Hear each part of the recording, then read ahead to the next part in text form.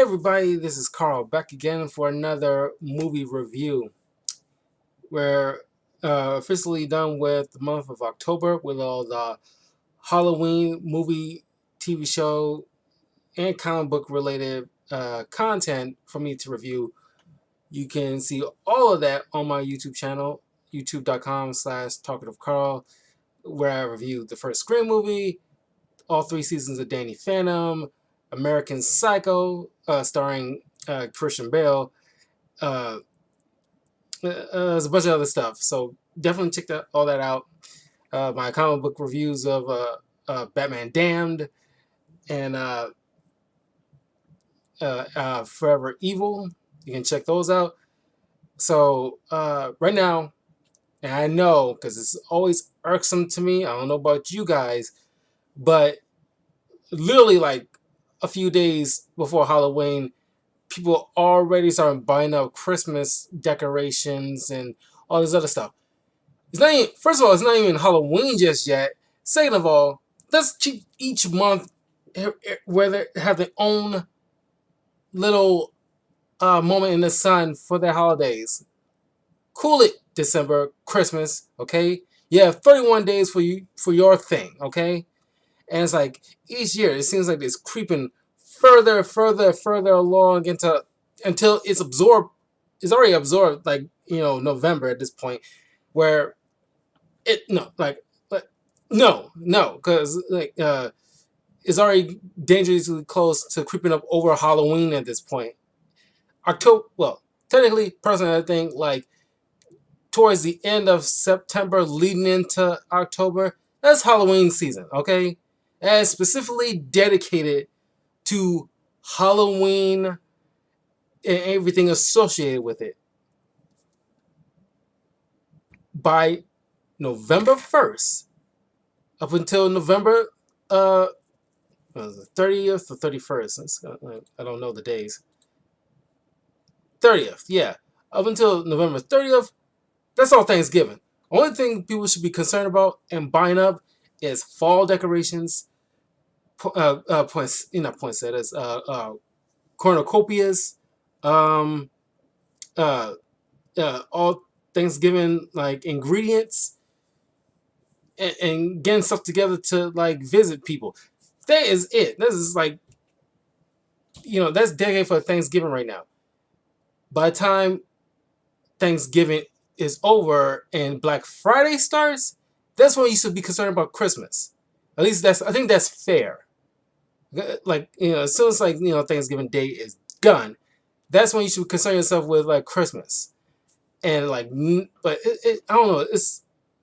I don't want to say it's conspiracy, but it's definitely like those companies just kind of pushing it just to get like revenue and stuff like that. It's irksome personally.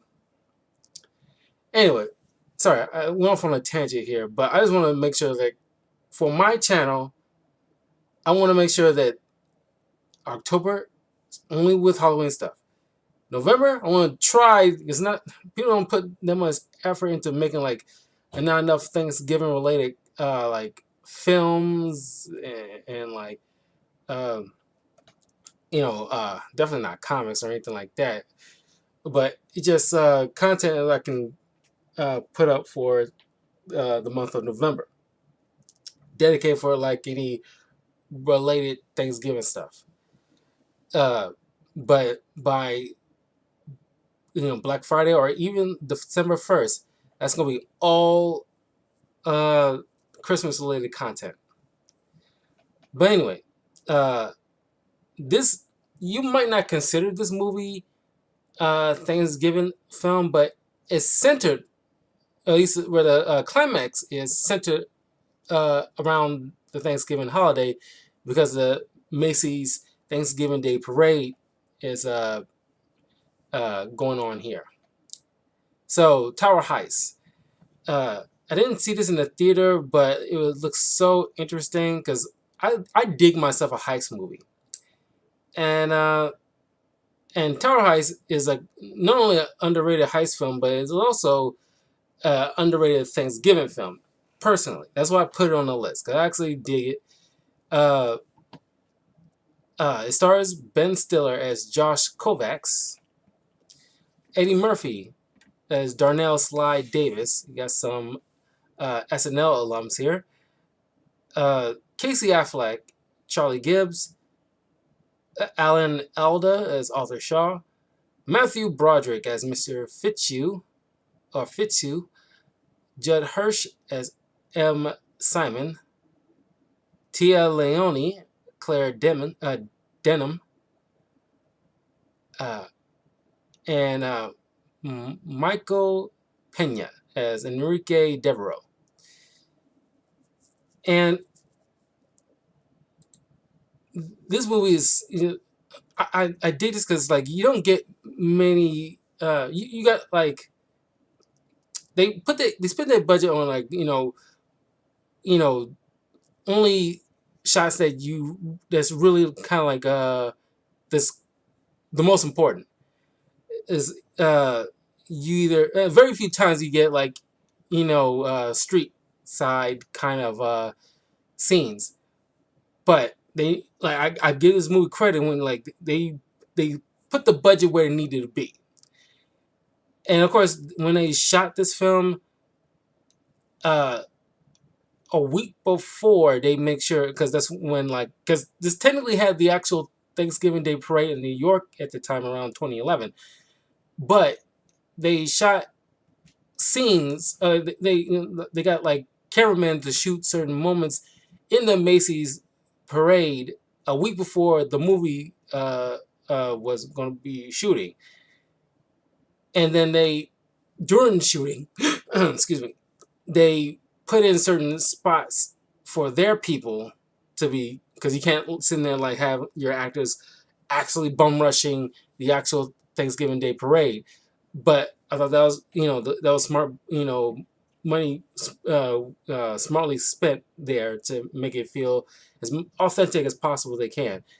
Uh, uh, but for the most part, you spend your the film either around or in the tower. Now, this is kind of like I wouldn't say like a play on Trump Tower, but it is called the Tower, and it's so I think that seems like you couldn't. I mean, of course, I mean you can still call it Tower Heist, but you couldn't give the tower an actual name because the antagonist of this film is Arthur Shaw, and you couldn't just call it like Shaw Tower or something like that. But anyway, not that I feel like it's lazy, but I feel like I'm pretty sure they considered it, but I guess they trying to lean in with the title of the film, but you could just still kept the idea and still have the movie title. You can have your cake and eat it too in this scenario.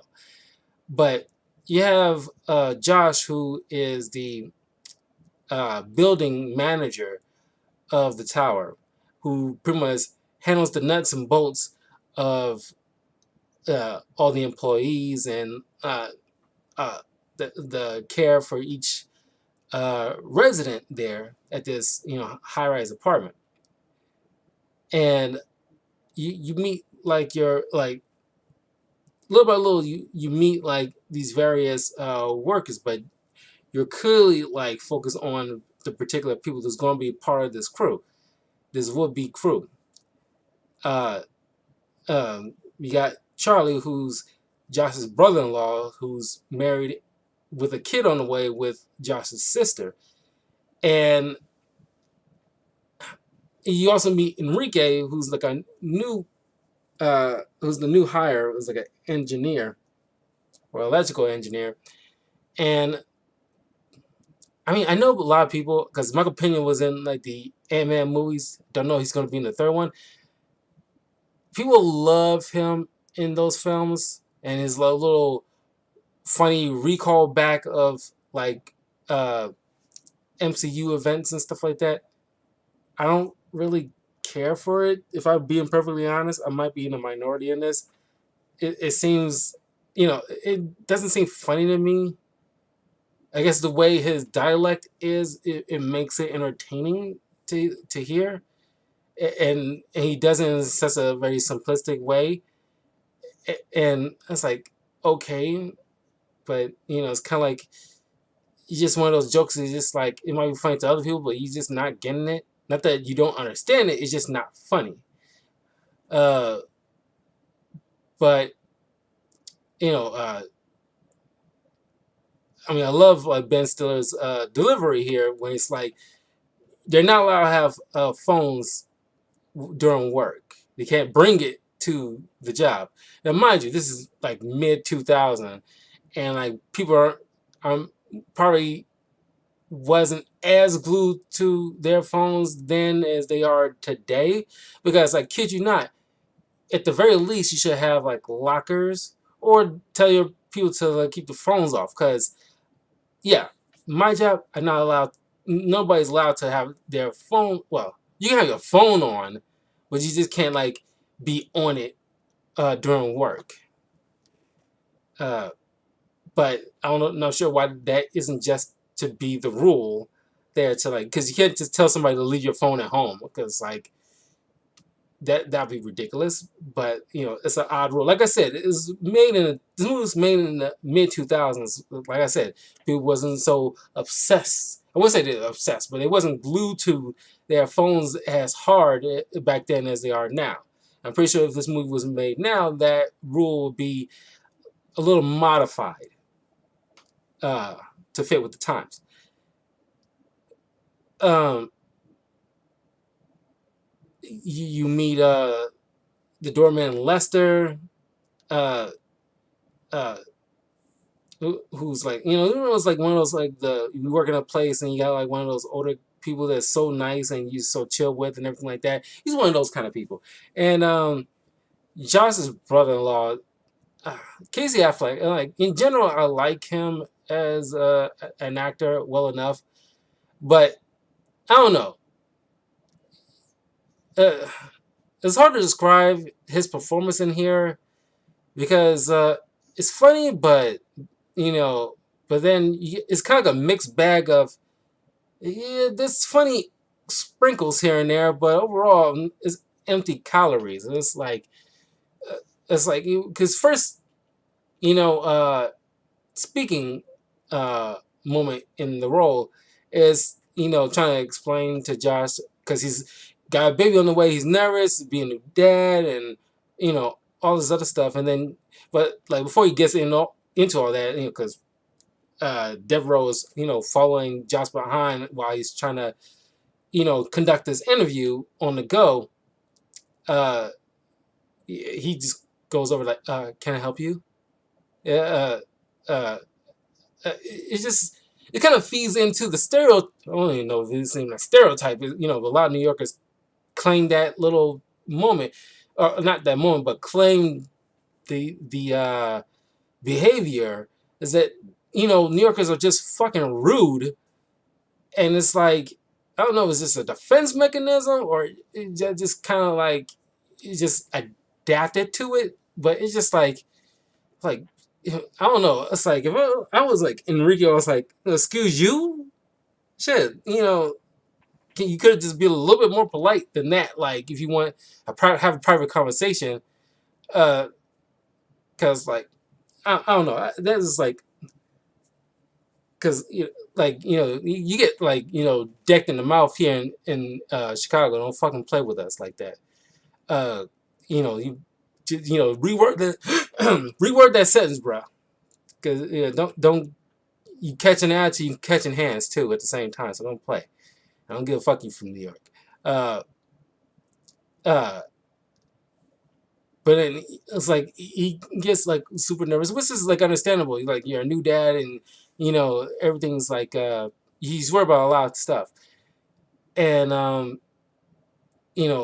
there's other managers that's been telling Josh to fire him because I guess his ability to because like show him late sometimes and blah blah blah.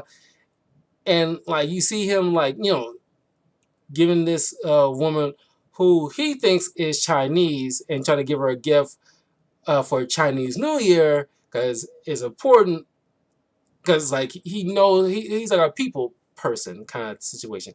So he makes sure he gets her a nice gift because he states like, hey, the first thing this lady wants for the new year is make sure it's absolutely imperative she has something good. The first thing to happen her for the new year is something positive. It counts a lot.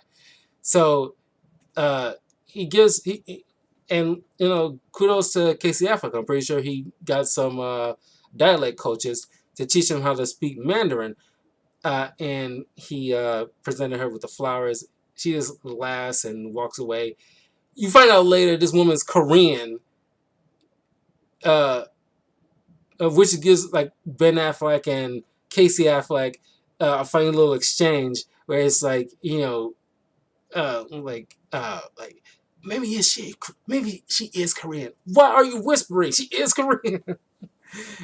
uh, that was pretty damn funny. But not to say like Koreans can't or don't know Chinese, but it's just that she never. I guess she find him charming. She doesn't bother to correct him. But why would you keep leading this guy to believe? Because today and age, even back then, I'd be like, oh, dude, that's kind of racist. You just assume she's Chinese.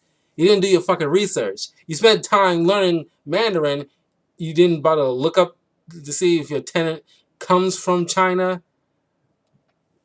But, that's neither here nor there. Um, uh, then Josh gets instructed, after Arthur Shaw sees Enrique and like very charming kind of old dude. It's like you know you know I back in my younger days I was suffering shit. Don't you let me forget that. And like what if I say I wanted this sandwich, like what kind and this particular meat, and it's like, oh, you can get it on like such and such street. They got the greatest roast beef in Manhattan, blah blah blah. That kind of stuff. Like Josh hired this guy. So we got those established characters. Then Josh gets instructed to kick out this tenant named Mr. Fitzhugh, played by Matthew Broderick. And yes, I know the jokes about Matthew Broderick has been made, but despite certain roles to the contrary, he is a very good actor. And I love Matthew Broderick in a lot of stuff. Of course, Ferris Bueller's Day Off. It is probably the most iconic role he's ever done. Set in Chicago. And also Inspector Gadget. I know not a lot of people care for that film, but I thought he was pretty decent in that. I got a soft spot for Inspector Gadget, which both of those movies eventually I will do a review on. It's been on my mind to review both of those movies. It's got maybe some point next year, at some point. But I think what I want to say led to a detriment to his career. By the way, he is married to Sarah Jessica Parker. In case you did not know that, but I thought of bringing it up because I recently reviewed Hocus Pocus 2 for the month of October, so you can check out my thoughts on that film. But I think what the hit that his career took was after the Godzilla movie in like the early 2000s, like the very early 2000s. I'm pretty sure it was like either 1999 or 2000, something around that time, in that general spot. And it wasn't I didn't know it at that time. It's just a Godzilla movie. But over time, it's been corrected and is like a bastardized American version of Godzilla. And there was some kind of, I haven't seen it. I've seen clips of it. There's some, it's kind of like after Iron Man 3, they had to make this little separate video showing like the real Mandarin and everything like that, just to correct themselves for the fans. And they kind of had to. They did something like that where like the actual Godzilla, the one we know, comes in and vaporizes this bastardized version uh, uh, of him, and it's, you know, that thing was, you know, just called Zilla, and he's just, you know, he's gone. Doesn't even really matter. But because of that movie, you know, you know, I didn't find it, you know, offensive, but man, like I honestly believe it was after that movie, Matthew Broderick's little, because he was I mean, he still is like an A-list star in my opinion, but it's kind of like he kind of like you know, went away for a stint. He done a little stuff here and there. Uh, uh, he did a thing with Nathan Lane. Is based off a musical, but it was turned into a movie. I forgot what was the name of it. But I'm pretty sure you guys know what I'm talking about. But it was like pleasing. It's pleasing to see Matthew Broderick, you know, pop up, you know, in this, and you know that's why like, oh, okay, we got some good actors in this roster here. Uh, People you know from one section to another. Uh, he's like a tenant who lost all his money, uh, you know, in the stock market. Uh, he can't stay with family members because he invested some of their money too. They're not talking to him. Is he hasn't told his kids yet. You don't see his kids, and you assume they're with their mother because he's on the downward spiral. But he's pretty much squatting at this point. But Josh feels his pain, and he is gonna push some stuff around to give him, you know, like a bonus week just to at least have a place to have a roof over his head while he's getting some stuff together. So you'll have some plans to find another roof, just enough time to do that. Which I don't understand why, if he knew, because he's pretty dang smart when it comes to the money. Because you asked about like, you know, you know, because there's one moment like, you know how many hours in a BK or Burger King I have to work in order to make this amount of money. He just tosses out the number of weeks exactly, and it just, you know, those kind of like math prodigies, and you would think like someone that smart when it comes to like math, he can find another job fairly easily. Not that I'm saying like he hasn't done that, but it's just like, okay, like you're pretty good at that. You just like you do this on a like literally on by a snap of your fingers. But he plays this nebbish kind of character where he's like, you know, doesn't have that kind of like confidence, and I guess that kind of hits you hard when you damn near lose everything. But he's established, and so you get to see at least a moment in a what it is like day to day in this tower with all these various characters here. Next day, uh, Josh suspects that, oh, he's calling it Cold Black because he suspects that Arthur Shaw is going to get kidnapped. He comes trying to chase down this vehicle that he sees like Shaw getting inside. I don't know what he thinks he was going to do. Uh, uh, and like Ben Stiller, like I'm not sure, like how like he seems like, you know, fairly fit guy, but I didn't know he was like really running. And it's like, man, he put Tom Cruise to shame. He can probably rival Tom Cruise a bit when it comes to running because he runs. But he then get clotheslined by Leah. Uh, uh, he want to say Leah Remini. That's not her name. I'm confusing her with a different actress. Tia Leone, uh, Detective Denham. And it comes to she uh, briefs him a bit about Shaw embezzling money.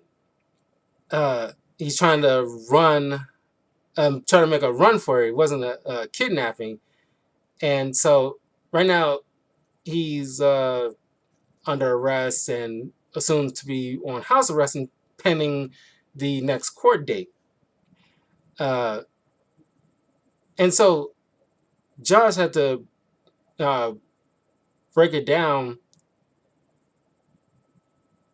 Well, first thing first, after they haul him back to the tower and you know explain to him about the rules since he's on house arrest, and then you see the kind of like an ass of this guy is, where it's like Josh, why don't you handle my food for a while? I don't want none of the help to spit in it. And you just like that, like, because what you probably feel in that moment when he just call these people the help, and you see the look on uh Josh's face, and Ben Affleck, because he's a phenomenal actor, plays to that, like that contortion, that slight contortion of his face. You blink and you miss it because you gotta really focus on it. It's just like that. Sure, like like you can literally hear his thoughts, like, you smug dick, you smug ass piece of shit. It's like you carry on like you're like friends with all your employees, but you just in a brief instance reduce them to the help.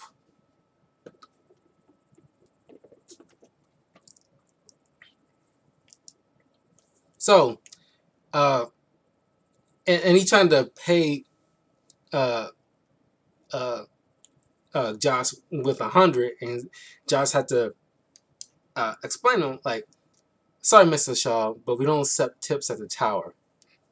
And like in this kind of I like this dialogue here where Shaw says, oh, my apologies. Sometimes I forget the rules, and like you gotta pay attention to that, because that always stuck with me every time I watch this film. I really love this film. The fact that it's like, oh, sometimes I forget the rules. You can hear, you can tell. It's kind of like those one percenters that people don't like. It's like one of the reasons why people don't like the one percenters. At least a few of them, that because they, there's a few of them that actually behave this kind of way, where the rules don't apply to them because, oh, I forgot the rules. You don't care about the rules. You didn't forget them. You just don't give a shit because you've been getting away with a lot of shit.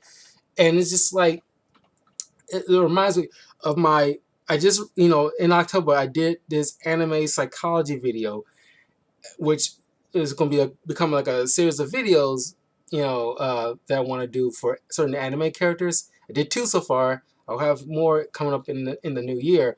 But I did one for Seto Kaiba and one for Light Yagami, Seto Kaiba from Yu-Gi-Oh! And Light Yagami from Death Note. Check out those videos up on the channel if you so interested in psychology and like a deep dive into the minds of certain anime characters.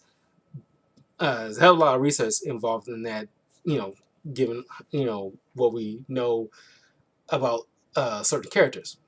But I did like my research into like Yagami, his what we know from his mental state and how he carries himself throughout the entire series of Death Note. And one of these things I brought up because it runs parallel to this. Uh, uh, I don't know if it's considered. Is it Greek story? We'll say it's a Greek story called the Ring of Gygas, and it's kind of based off the ring, the one ring from the Lord of the Rings. Not based off the Lord of the Rings. The Lord of the Rings is based off of this story where someone get this ring, turns you invisible, and it gives you like the freedom to do whatever you want without any consequences, and without those consequences to keep you among the stable population, uh, because like that's what was civilized society keeps from the rules and uh, uh, law and order keeps society from tearing each other apart from just doing whatever they feel like it, and suffering consequences of said actions. We take all that away, people just going to go crazy, and it's like nothing, you know, the rules don't apply to me. I'm above it all now. And that's how Light behaves when he has a death note and feels like, oh, I'm a god now. I don't have to abide by any of the society's rules anymore. And to a lesser degree with Shaw, where he's got, all this money, and this is kind of like our real world thing. People with a lot of money, not all of them, but there are a few that behave like just entitled. It's like, I'm rich, I'm affluent, I don't have to, adhere to, I can set the rules, I don't have to abide by them.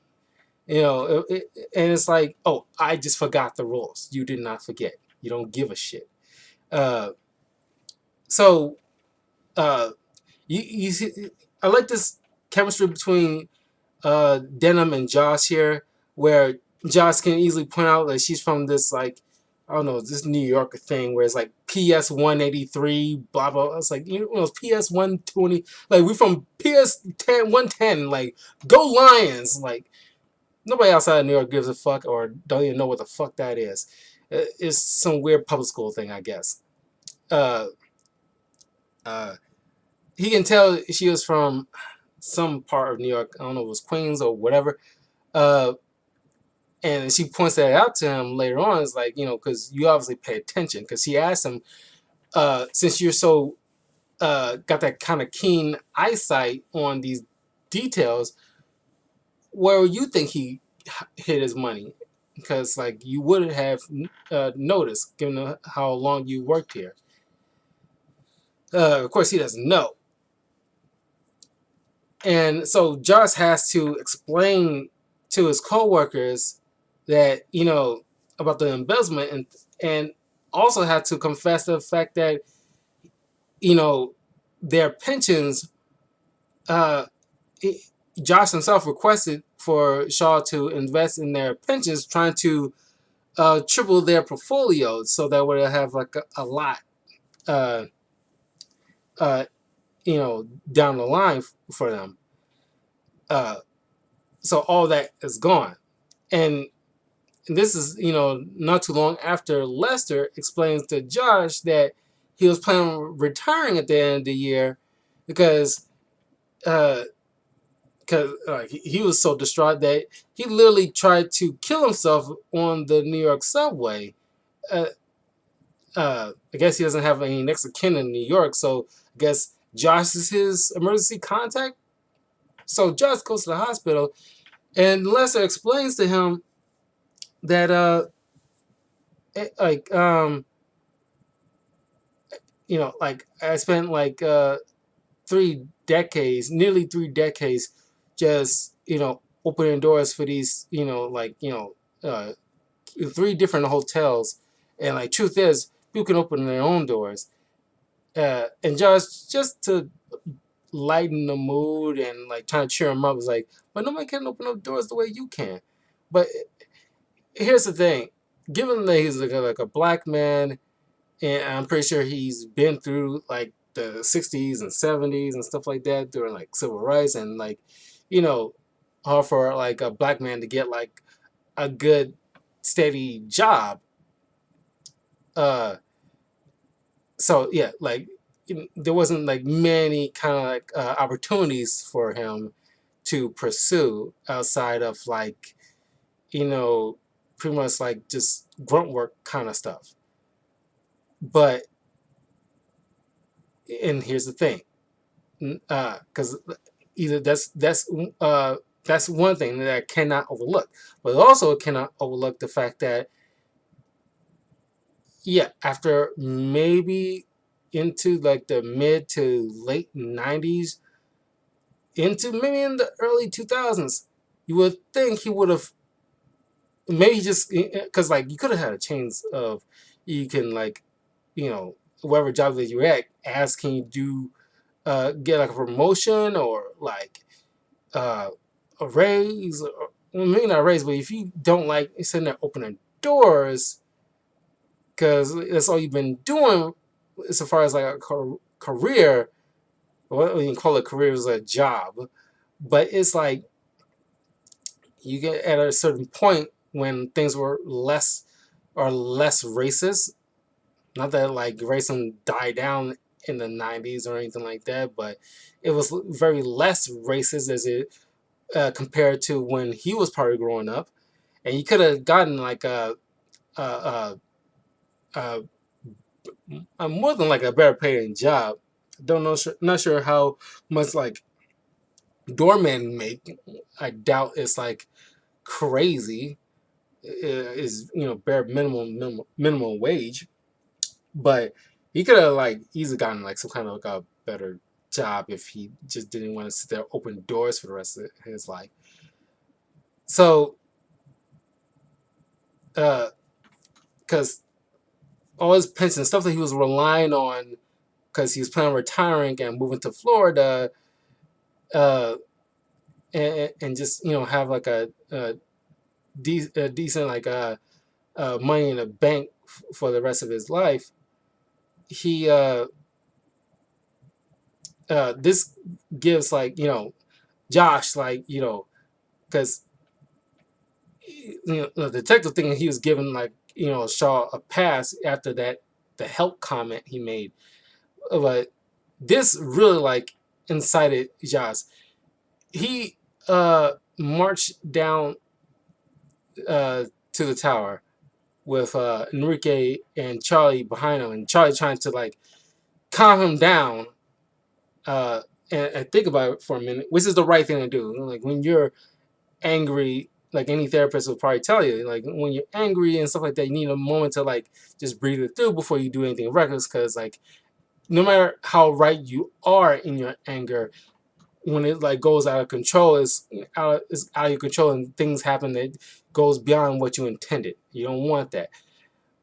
But before I continue on, I forgot about Gadabe Sidibe, who's in this as well, who plays as one of the maids here, uh, Odessa Montero, and Miss Sidibe actually had like a friend of hers who uh, has a Jamaican background, and the character is from Kingston, Jamaica. So, uh, with the help of a friend, she's able to like uh, do the proper dialect from somebody from Jamaica. Also, she's supposed to be like an expert safe cracker because her father, was a locksmith. Uh, so she actually practiced with an actual locksmith in order to know how to open a safe. Now, that was really cool. And it's like there's certain actors who takes on these roles. Like I'm gonna use this for example because it's like a perfect example. Uh, uh, Finn Jones, who was cast to play the role of Iron Fist, didn't bother to actually train for martial arts, and it's like it's not one-to-one comparison, but it's the more apt example. It's like of an actor who is taking up a role, and the role requires like this character to know how to either do something as simple as well, I call it simple, but like something as safe cracking or martial arts. Either way, you need to be able to know at least the fundamentals of it, so that way when you're doing it on screen, it heightens the believability. And I applaud Miss Sedebe, who actually had a locksmith teach her how to crack a safe. Um, so Josh marches up to the penthouse, and uh, points out to Shaw that you know uh, about what happened with Lester, and so uh, and Shaw's trying to like, oh hey, like I didn't know that was gonna happen. Like like investing is always a risk involved, and Josh, because he grabs one of Shaw's golf clubs and asks Shaw, "Do you even feel bad about what happened to Lester?" And Shaw's like, "Oh yeah, I totally feel bad about Lester. Like like I knew Lester for like 10 years. Then why didn't you ask him was he alive or dead?" And I love that line. That was like a cold line because you wouldn't pick that up initially because you can tell by the lack of this guy's empathy that is like because that would be typically I want to say maybe not everybody uh or that's not something that was come to the next sentence they was gonna say, but maybe later on they're gonna say. But it's like yeah, that's something that you initially will grab onto. Is like you didn't even bother to ask if he's all right or anything like that. You just like probably just assumed that he was just dead. Uh, but then Josh decides to take out his frustration on Shaw's car because he actually got this vehicle in his penthouse that was assembled inside this Ferrari 250 GT Lusso, uh, who was once owned by Steve McQueen, and uh, which is always ostentatious, not as probably as Tony Stark, but Tony Stark doesn't have uh, a literal car sitting right in his living room. He probably would if he wanted to, but But anyway, uh, after he starts smashing the windshield and taking down the uh, uh, side mirrors and stuff like that, and the headlights, he's like, he walks out. Is like, I'll send somebody up to clean. Don't worry, I'll send the help to come clean this up. And before Josh leaves, and this is like you can tell what kind of rotten person this guy is. Shaw tells him what he says.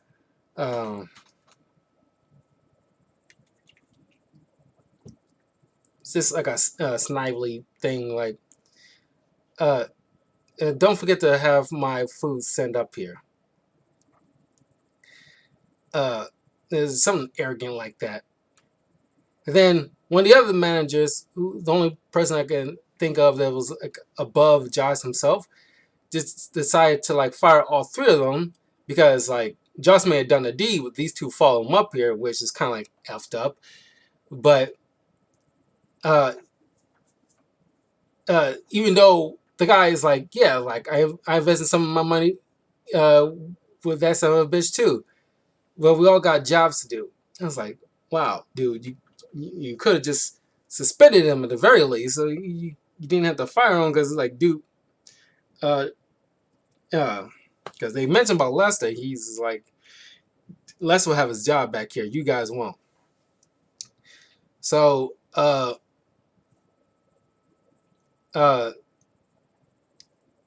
Josh meets up with Denham in a bar. They have drinks, and she kind of gives him like the idea. Well, at least unknowingly give him the idea because uh, somebody like Shaw always has some kind of nest egg of money in case they have to grab it somewhere. They can always just grab it and go, so they'll have like something so they can run high and you never see them again.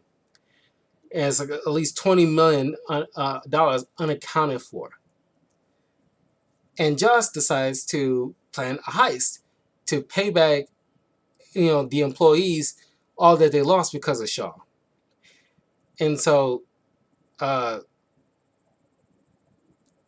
I know you're saying like Josh the one who gave Shaw like a permission to use their pensions to invest in without them knowing. But at least Josh, making an effort and trying to make sure they're getting their money back because he feels bad. He actually genuinely feels bad about like ruining their future like that. And Shaw just doesn't give a fuck at all. Um, you can tell he probably barely talks with these people anyway. Uh,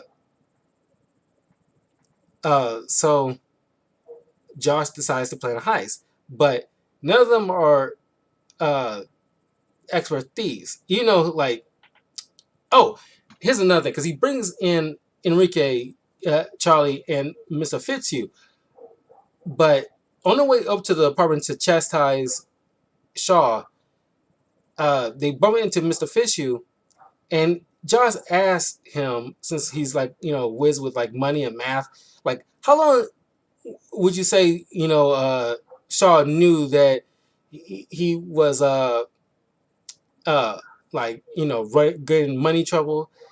And Mr. Fisher said like either somewhere between 6 months to a year, because he probably used the money that he embezzled or took from everybody to like still carry on this persona of like fancy smassy guy. uh so it's like, oh yeah, this dude like just trying to keep up with appearances. He embezzled, not only embezzled everybody's money, but he also just used it just to carry on this little affluent life. So he just wasted all their pensions. Just a complete dick. So none of them, like, he expressed to them that there's this like low bearing wall in the middle of the room, which I don't understand why nobody ever bothered to think of that, because they were looking for this mysterious missing 20 million in cash. You didn't think like he probably hid inside the penthouse, and I'm pretty sure he tossed the place, but it's like, you would think somebody would have had an idea of breaking down a wall, but well, I guess wouldn't be like the first thing you think of, maybe. But you got like a wall in the middle of the room, you would like at least toy with the notion there might something be hidden in there. I don't know, or at least because Josh did his homework, saying like, oh, like uh, before he moved into this particular penthouse, he had it renovated and put in this little low bearing wall in the middle of it, and he suspects, okay, that's where the money has to be. None of these cops ever put that together at all. That before he moved in, he had the place remodeled. So it was like, if the place was remodeled, and you got this, especially you got this thing sitting in the middle of the whole entire room, you didn't have somebody like come through and tear open the walls and check, because this does come back to bite Shaw in the ass a bit. But Charlie expressed that none of them are thieves, so Josh decides to enlist the help of Sly, played by Eddie Murphy, because he is a criminal who just steals salad-like dishes, but they think he's actually an expert thief. And this part is super funny, where like Sly meets with the other crew members, and he's looking at them like they're all a joke. But he says like they have to prove they they're not gonna fold when shit goes down. We need to know like you can do this. So he, which is smart in a way, because like I don't think this is ever done in most heist films. When you put like a crew together, typically when you in a heist film, when you have a crew being put together, they're already established infamous like thieves in some capacity, like an expert safecracker, or expert explosives expert, or the person that can disguise themselves very well. Like you got like Sly telling him, okay, we're in the mall right now. I want you to go in this mall and steal $50 worth of merchandise and bring it back right here. And like put your wallets on the table. I don't want you like buying some shit and saying that you stole it. So it's a funny little sequence where you see these three guys, each going, four guys, because Josh goes too. Each one of these guys are going into various different stores, and which none of this should work.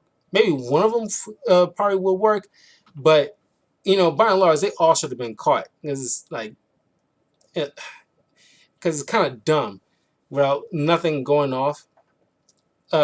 So Enrique steals some shoes from the Foot Locker, which I'm not sure how he walked out of that place with it. It doesn't seem like it makes any sense. But then you got Josh stealing, a couple of panties and a scented candle. You got Fishu stealing like a bunch of clothes by hiding it underneath his clothes and ripping off the sensor tag, which you would think all of them would have some kind of tag in some fashion to alert the sensors when something's being taken out without purchase. And then you got Charlie hiding diamonds in his mouth, or that maybe not like I don't know, sure it's like a diamonds, maybe like studs, but still $50 worth of earrings. And then there's like a funny moment where like Charlie points out like, we just proved ourselves how we know you're any good. Yeah, you sell $50 worth of stuff. I sell $218. It's like rule number one: never leave your wallet with a thief. Later, bitches. And this particular role of Eddie Murphy, it kind of reminds me somewhat of Jamie Foxx's character in Horrible Bosses, named Motherfucker Jones, and it's like this cool dude with a bunch of these white boys and just like schooling them, and it's hilarious. And Horrible Bosses 1 and 2 is one of the first few movies I reviewed for the channel, so you can check that out and hear my thoughts on those films. But yeah, I love Eddie Murphy in this role. And the next test he puts them through is and you want to know how like Josh knows Slide. Apparently these two been in grade school together, and they happen to live in the same neighborhood, and like they do this. He trying to say what's up to Josh, and Josh mostly just ignores him along the way, and just gives like brief little like haze here and there. So not really fully engaging, but that's how he know. They know each other. But the next test, Sly puts them through is like, it kind of reminds me of the scene in Doctor Strange where the Ancient One leaving Strange on top of Mount Everest, and pretty much sink or swim moment where he has to learn to give control in order to make a portal in order to pass through it before he freezes to death. So in a way, this is kind of like that, where they're going to have to pick, each one has to pick the lock in order to get inside before they freeze to death. Because they have no coats on, so they're on top of the roof, and you have to figure it out. And I love that sequence. It's very funny. But then they're going over like this, these slideshows, and they going over about like the gauntlet of lesbians, and and they want to like, how many lesbians do we have to avoid? Well, we're not avoiding lesbians. And this slide was like, I don't avoid lesbians at all. I see lesbians out. Lesbians got the kind of titties you like to play with. It's really funny, and this delivery of everybody is really good, and the way they just bounce off each other is like phenomenal. I love it. Then the detective shows up knocking on Josh's door, explaining to Josh that Shaw wants a sincere apology, otherwise he'll will press charges for the vandalization of his vehicle. And so Josh goes with her back to the tower and expresses his full sincere apology to him. And you later see that his discussion with the detective, saying like, after these little frivolous lawsuits is dropped, I uh, I personally want to pursue uh, charges against Josh for the for vandalizing my vehicle, which you see like the shock on detective's face, like he gave you your apology, and it's like he just doesn't give a shit. Um, and of course she gives him a heads up because the court date is supposed to be scheduled on Thanksgiving before the judge goes off to spend time with his family before the holiday, which is kind of fucking weird because you're thinking like everything should be freaking closed. Damn near everything should be closed around this time. Later proved to be true. Oh, and by the way, surprise cameo with Heavy D as the late great Heavy D, famous rapper in the 80s and 90s. Primarily in the 80s, but into like the early 90s. He played like the courthouse guard, and like this dude was like phenomenal. Man, it's like that guy will be missed. I'm just sorry, I just had to point that out there. Heavy D was like a very good-hearted, famous rapper, and like very popular during the 80s. Uh, and I still remember like because I haven't. I'm pretty sure I heard Heavy D lyrics before as a little kid. Wasn't seeking them out, but I definitely seen Heavy D in a fair bit of like movies in like the movies and TV shows in like the early '90s. So like I knew who Heavy D was, uh, but um, I think this is probably the last thing he was in before he passed away. Um, Thought I'd point that out. And he was playing this courthouse security guard. Anyway, so the only time they know that Shaw will be out of the buildings so they can break into the penthouse to find the money is during this time. So they're off, and but then it was not too long before that Charlie sitting there going to the tower, taking up, getting hired back to take uh, Josh's old job, and now it's like things are getting serious because now Josh might turn them in if they tried anything. They still pursue by having Enrique steal Josh's sister's phone, and they using it to lure Charlie out the building by sending like a text saying like, "Oh, my water broke," and just getting Charlie out the building for a little while they try to get this money. But then, of course, Sly betrays them because they have because uh uh uh, Mon- uh crap, what's City-based character's name? Odessa. Odessa, of course, was trying to show, because she's the one that's supposed to be breaking into the safe, but Sly ends up convincing her to teach him how to break into a safe, and he used that opportunity to like, okay, I'm gonna betray everybody and take all the money for myself. So he steals Josh's clothes to impersonate this building inspector to inspect the Fitzhugh's old residence. And because already been starting the remodel and everything like that, he locks Josh's old boss in uh like a closet uh while he's trying to go into the penthouse to steal money.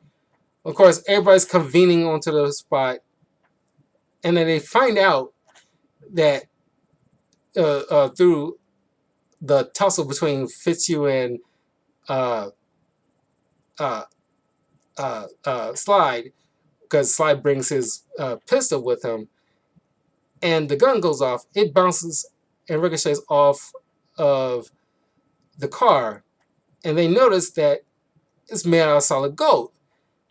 All the money that Shaw uh, took, he had it converted into gold, which was melted down to make up pieces of this car.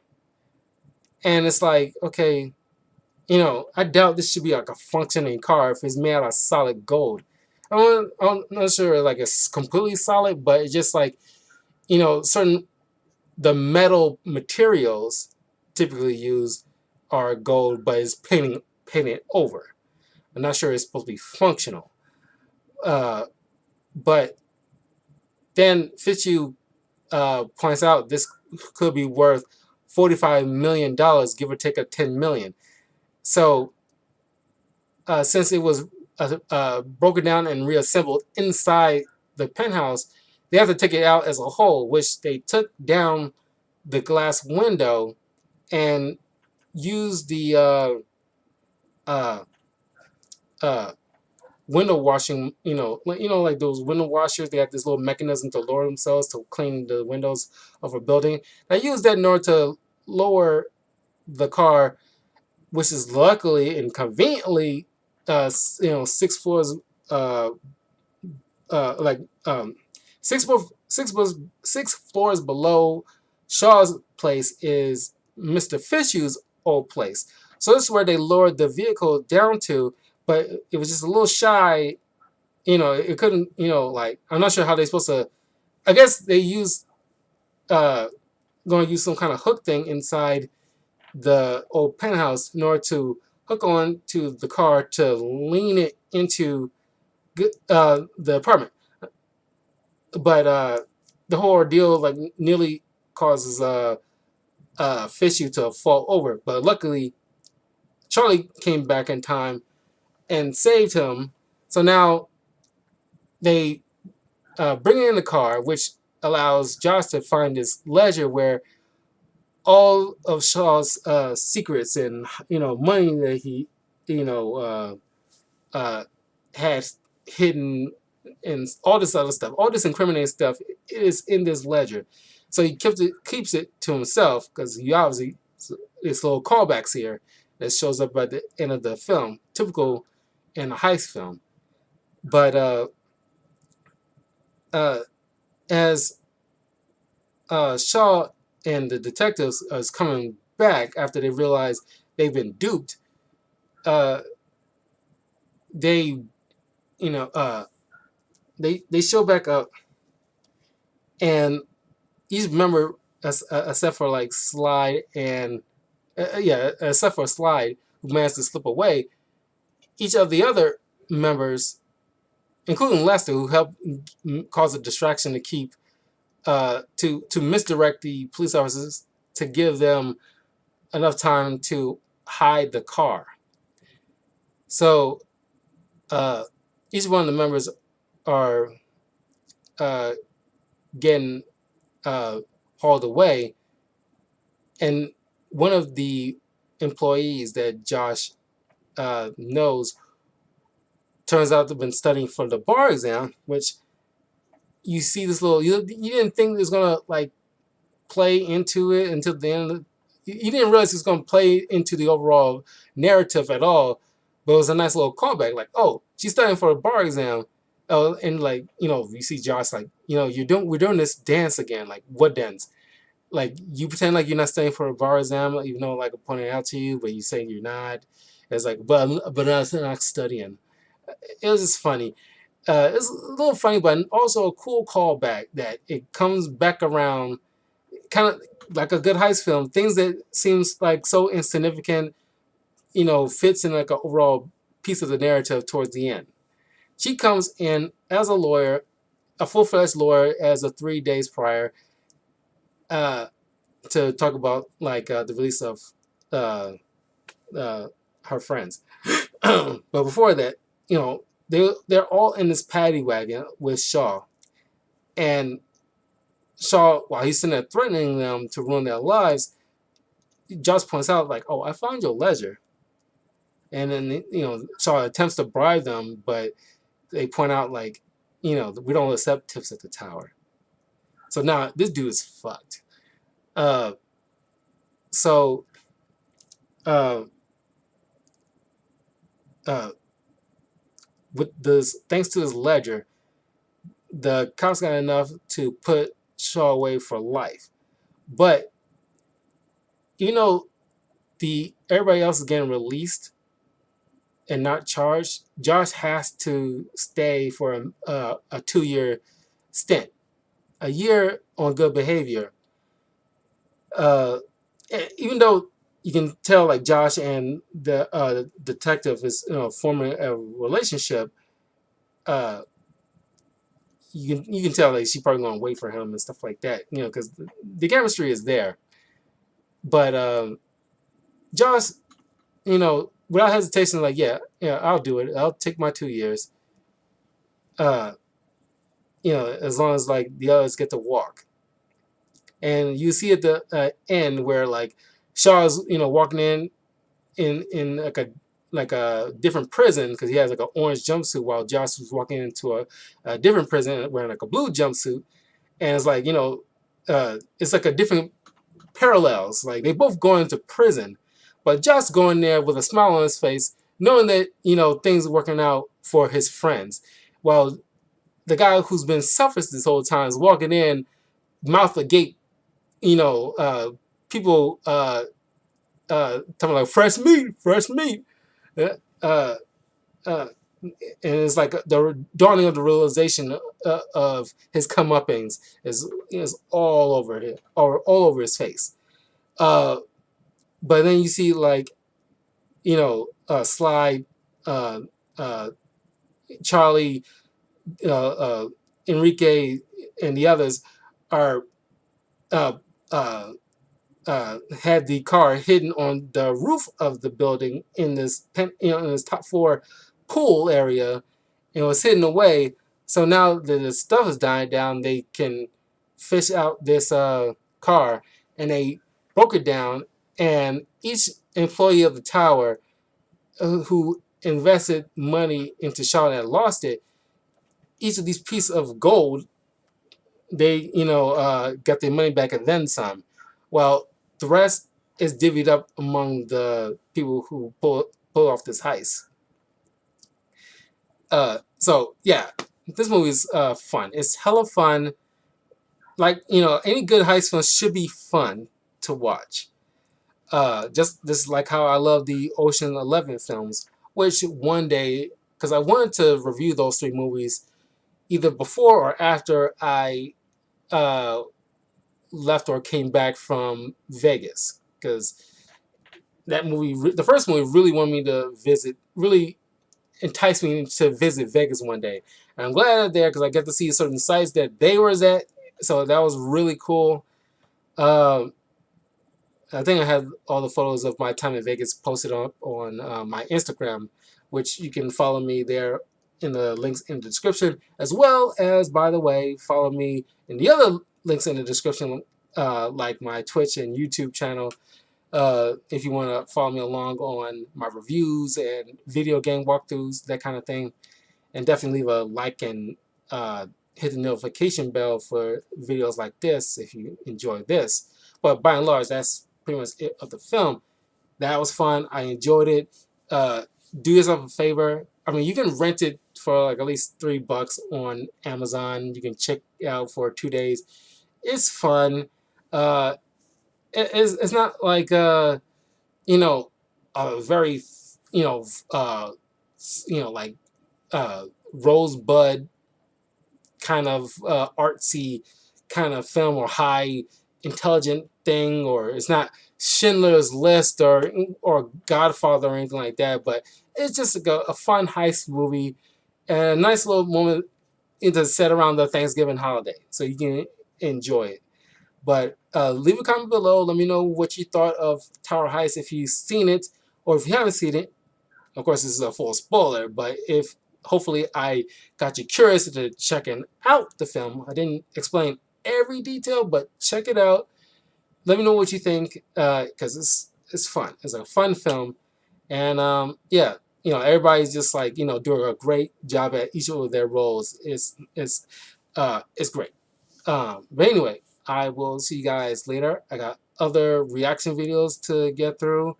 and I'll squeeze in later on tonight some time for more Call of Duty Modern Warfare 2. So hopefully I'll see you there. And I got new videos posted as well. So check those out. Anyway, I will see you guys later.